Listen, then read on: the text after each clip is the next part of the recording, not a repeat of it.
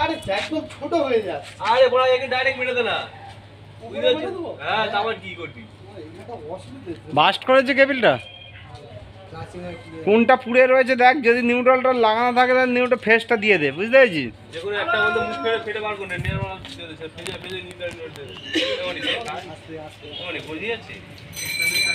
ফেটে গেছে কি?